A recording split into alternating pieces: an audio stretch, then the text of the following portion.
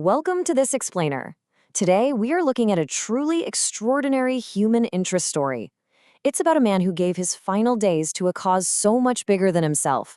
Really, this is a story about sheer grit, unyielding purpose, and a journey that pushes the very limits of what we think is humanly possible. Okay, let's dive into this. 82. Just imagine being an 82-year-old grandfather. You wake up and, your knees are aching, your back is stiff. The everyday wear and tear of a long life is just always there. But every single morning, Bob Montgomery swung his leg over a bicycle saddle, knowing the road ahead would be long, hot, and intensely punishing. He wasn't doing this for recreation or just to stay active. No, he was riding for something else entirely. And just look at the staggering scale of what he set out to do. 5,300 kilometers. That is the incredible distance he pedaled, starting all the way from Broome on the western coast of Australia and heading straight through to Bowral in New South Wales. This definitely wasn't a leisurely ride down a paved coastal path. We're talking brutal headwinds, blinding dust, and the kind of immense isolation in the vast red heart of Australia that would make most people half his age just pack up and turn around for sure. So think about the time commitment required for a feat like this. 6 weeks. For 6 grueling weeks, he pedaled across that massive expanse. Day in and day out, fighting the elements and, the natural limitations of his 82-year-old body, Bob just kept moving forward. Moving on to part 1, One Last Ride, a final gift. He actually dubbed this epic journey One Last Ride, and it was really intended to be a victory lap. It was a final, monumental gift to a cause he had completely dedicated his later years to supporting. And this brilliantly illustrates the unique dynamic of this whole journey. On one side, you have Bob, an 82-year-old grandfather, and right alongside him, his riding partner, his 18-year-old grandson. It's this incredible generational gap, side by side, crossing the desolate Nullarbor together. And the beauty of it is, it wasn't a race to see who had more stamina. It was just a powerful, undeniable statement of family, unity, and sheer determination. Which brings us to part 2, the man and the mission. To really grasp why a quiet, determined man from Bowral, married to his wife Jenny for 59 years, would voluntarily subject himself to this ordeal, we have to look at the why. The truth is, he simply couldn't stand by and do nothing. You see, motor neurone disease, or MND, is a cruel, completely unforgiving illness with absolutely no cure. It aggressively attacks the nerves that control movement, basically robbing people of their ability to walk, speak, swallow, and eventually to breathe. Bob had watched what this devastating disease did to families. He saw the sheer destruction firsthand, and that is exactly the catalyst that compelled him to get on his bike in the first place.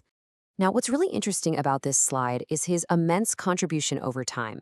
This wasn't just some sudden one-off effort. No way. Across his previous 5 rides, he had consistently pushed himself to raise over $300,000 for MNZ research. But for his finale, he wanted to go even bigger. Despite his age and the massive physical toll, he trained relentlessly for this one last ride to add another $100,000 to that total for MND NSW. Now for part 3, triumph and tragedy. This is where we build up to the incredible emotional high of crossing that finish line, a truly monumental achievement for an octogenarian and a teenager. But it's also where this inspiring story takes a devastating, unexpected twist. I mean, you really have to slow down to take in the cruel irony of this timeline. On Sunday, August 2nd, Bob and his grandson finally rolled into Bowral. Mission accomplished.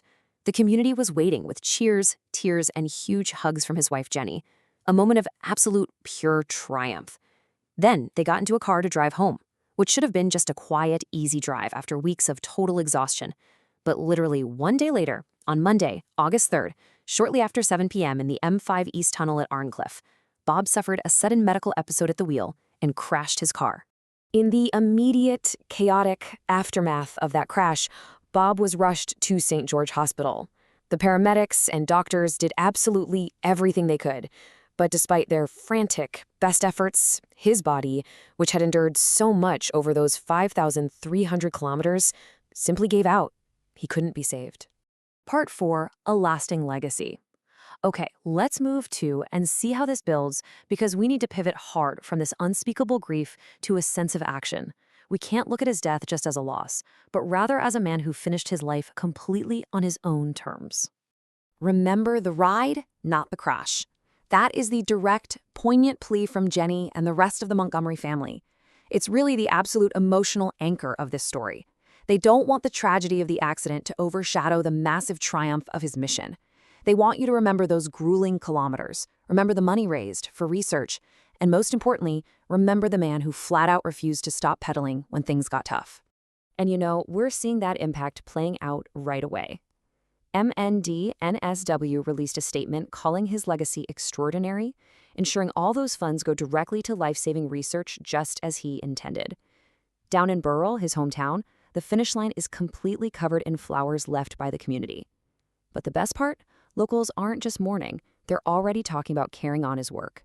Because that's exactly what Bob would have wanted. Action, more awareness, more rides, and more donations, not tears. Bob Montgomery was 82 years old when he died, but he lived like someone who knew every single day counted. He gave his final days to a cause bigger than himself. He gave his final miles to hope. And while his body gave out on that road, his spirit, it is absolutely still out there riding, passed on to all of us who have now heard his incredible story. So I'll leave you with this. What road are you willing to travel for something you believe in? Take a quiet moment to reflect on Bob's answer and let it inspire yours.